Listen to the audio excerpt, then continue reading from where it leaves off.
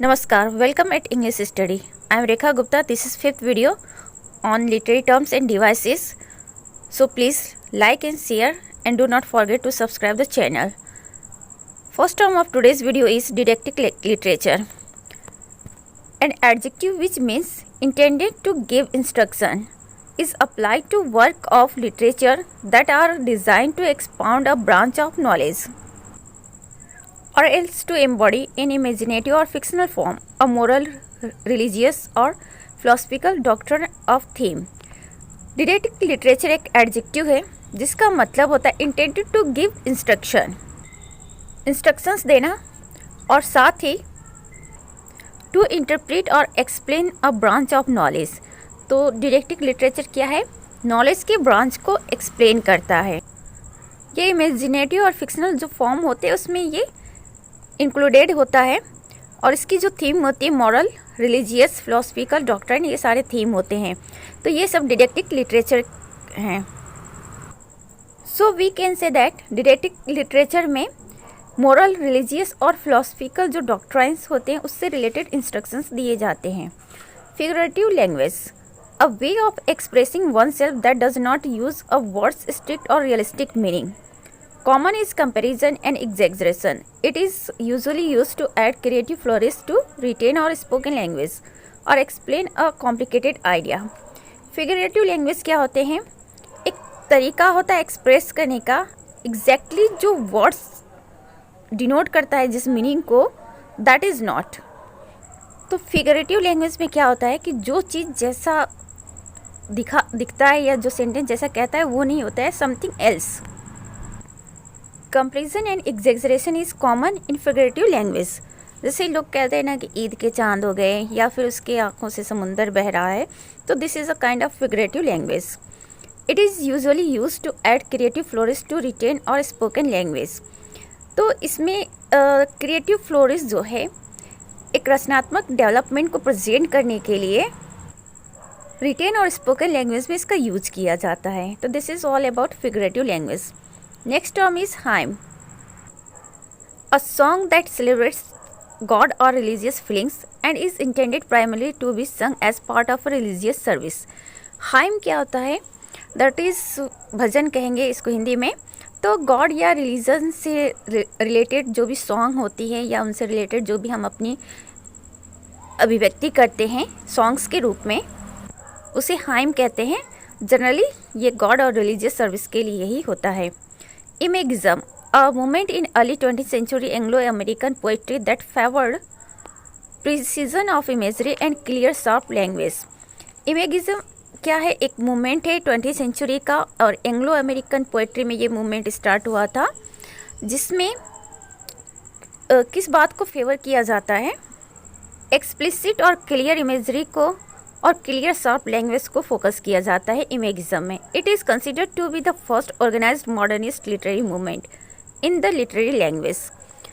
और ऐसा माना जाता है कि जो मॉडर्निस्ट लिटरेरी मूवमेंट है इंग्लिश लैंग्वेज में, उसमें ये एक तरह से सबसे ऑर्गेनाइज्ड मूवमेंट है। Imitation, in literary criticism, the word imitation has two frequent but diverse applications: to define the nature of literature and the other arts, and to indicate the relation of one literary work to another which served as its model. तो imitation क्या होता है literary criticism में? ये क्या है? The word imitation has two frequent but diverse application.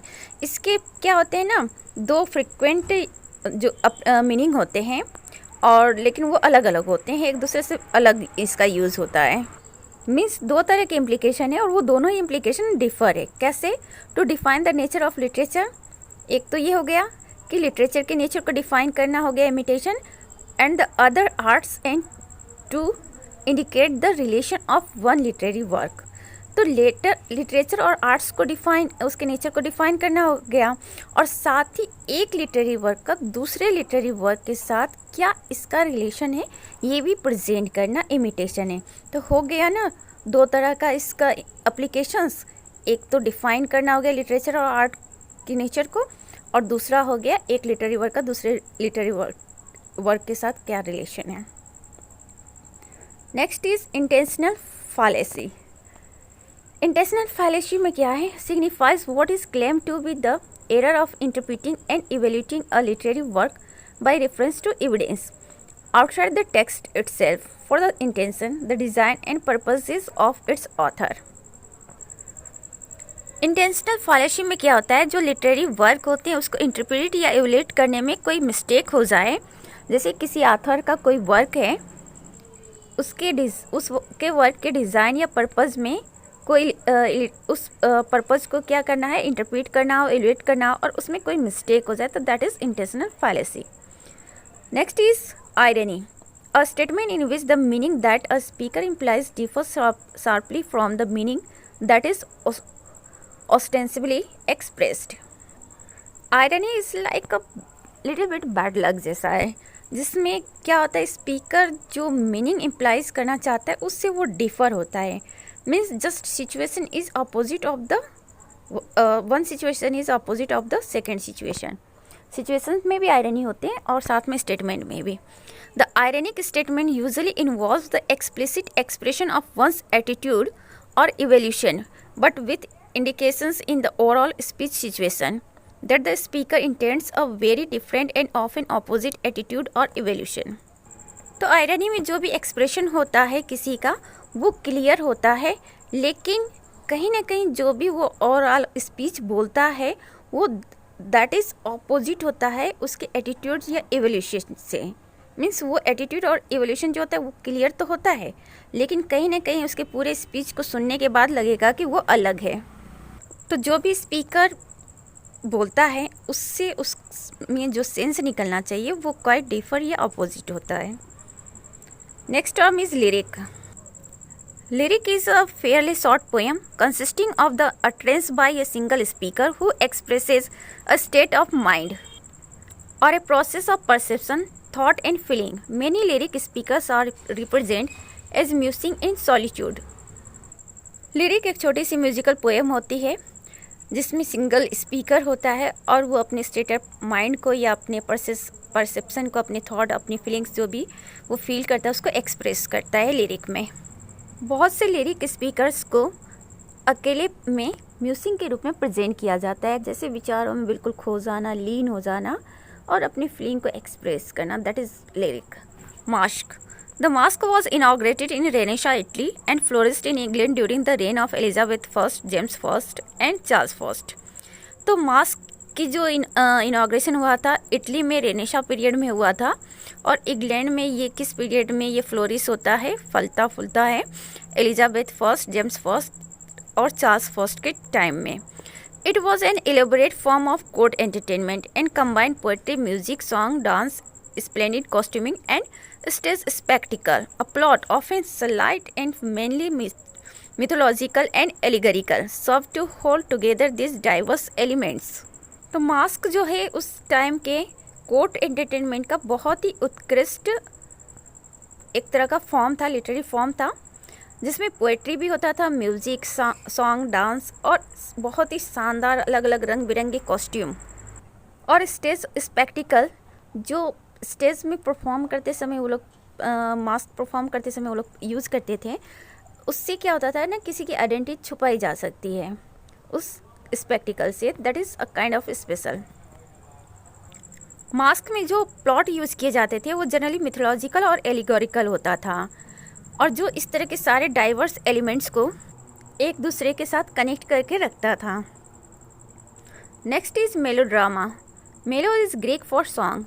तो मेलो जो टर्म है वो ग्रीक लैंग्वेज में सॉन्ग के लिए यूज़ होता है, and the term melodrama was originally applied to all musical plays including opera. Melodrama term जो है वो म्यूजिकल प्लेस और ओपेरा वगैरह के लिए यूज़ होता है. तो a work such as a movie और play characterized by extravagant theatrically and by the predominance of plot and physical action over characterization of an actor. तो ये एक तरह का मूवी या प्ले की तरह होता है जिसमें बहुत ज़्यादा थिएटिकल फॉर्म में उसे प्रेजेंट किया जाता है. एक्स्ट्रा ऑर्डिनरी थिएटिकल फॉर्म होता है जिसमें प्लॉट और फिजिकल एक्शन डोमिनेट कर जाता है एक्टर के कैरेक्टराइजेशन में, और lot of exciting things happen and peoples emotions are stronger than in real life. और बहुत सारे एक्साइटिंग थिंग्स होते हैं इसमें, पूरे मेलोड्रामा के टाइम में, और लोगों की जो इमोशंस होते हैं वो बहुत ही स्ट्रांग होते हैं। उतना स्ट्रांग इमोशंस तो रियल लाइफ में जनरली देखने को मिलता है। तो रियल लाइफ के जो इमोशंस होते हैं उससे भी स्ट्रांग इमोशंस होते हैं मूवी या प्ले में, that is melodrama. Next term is metaphor. It's a figure of speech, a comparison between two things that are otherwise unrelated. Metaphor में दो चीज़ों के बीच में कंपैरिजन प्रेजेंट किया जाता है जो कि एक दूसरे से रिलेटेड नहीं होते हैं, बिल्कुल डिफर होते हैं, बट कहीं ना कहीं कंपैरिजन प्रेजेंट किया जाता है। With metaphor the quality of one thing are figuratively carried over to another in an imaginative way to show that somebody something has the same quality as another thing.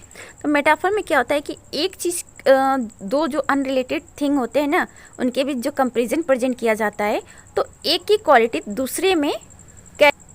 दूसरे में carry की जाती है, वो भी फिगरेटिव वे में, N imaginative वे, और बहुत ही अलग वे में, इमेजिनेशन के तौर पे एक क्वालिटी को दूसरे की क्वालिटी में प्रेजेंट की जाती है।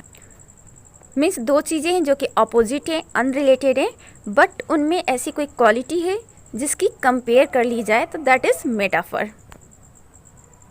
Next term is metre. Metre is a literary device that works as a structure element in poetry. ये पोएट्री का एक तरह से स्ट्रक्चर है। Essentially metre is the basic rhythmic structure of a line within a poem और poetic work. तो metre क्या होता है कि रिदमिक स्ट्रक्चर होता है पोएम या किसी पोएटिक वर्क में। Metre functions as a means of imposing a specific number of syllables. अब मीटर में क्या होता है कि नंबर ऑफ सिलेबल जो होते हैं उनका यूज़ होता है। सिलेबल्स के यूज़ करने के तरीके की वजह से मीटर को डिफरेंट कैटेगरीज में डिवाइड किया जाता है, जैसे आइमिक, पेंटामीटर, हेक्सामीटर एक्सेट्रा। दैट वो हम सब क्या करेंगे उसको लेटर आने वाले पीरियड में बहुत डिटेल में पढ़ा जाएगा। फिलहाल बस इतना जानिए कि what is metre. An emphasis when it comes to a line of poetry that adds to its musically। और मीटर की वजह से जब कभी ये किसी पोएम के लाइन में मीटर का यूज़ होता है ना, तो वो मीटर उस पोएम की को खूबसूरत बना देता है, मीन्स उसको म्यूज़िक प्रोवाइड करता है, and seems like beautiful song. Next term is miracle plays. Its subject either a story from the Bible or else the life and martyrdom of a saint, means religious subjects। तो it's very simple. जो miracle place होते हैं उसके जो story होती है वो किस स्टोरी पे बेस्ड होता है, बाइबल की स्टोरी पे बेस्ड होता है, या किसी सेंट के लाइफ पे बेस्ड होता है, या उनके मार्टायरडम पे बेस्ड होता है। मीन्स ओवरऑल मिरेकल प्लेस का जो थीम होता है, सब्जेक्ट होता है, that is religious. Mystery place. Medieval mystery plays focused on the representation of Bible stories in churches, a tableaux with accompanying antiphonal song, and depicted such subjects as the creation, Adam and Eve, the murder of Abel, the last judgment। तो mystery place जो होते हैं वो medieval time में क्या होता था, किन बातों पे फोकस करता था, बाइबल को कहीं ना कहीं ये रिप्रेजेंट करता था, जो स्टोरी चर्च के स्टोरीज होते थे, और साथ ही जो टैबलेट्स होते थे उसके साथ एंडफोनल सॉन्ग्स यूज़ होते थे, और इनके जो सब्जेक्ट मेन होते थे क्रिएशन को लेकर, निर्माता that is God, Adam and ewe को लेकर, फिर मर्डर ऑफ एबेल के मर्डर को लेकर, और लास्ट जजमेंट को लेकर।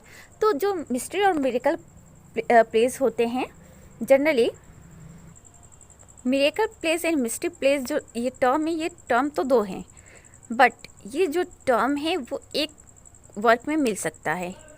मीन्स मिरेकल प्लेस में मिस्ट्री भी मिल सकती है, और मिस्ट्री प्लेस में मिरेकल भी मिल सकता है, बिकॉज इनके जो सब्जेक्ट मैटर है ना वो काफ़ी हद तक सिमिलर हैं। तो लगभग एक वर्क में दोनों चीज़ें आपको देखने को मिलेगा। This is enough for today and be happy, keep smile. Thanks for watching.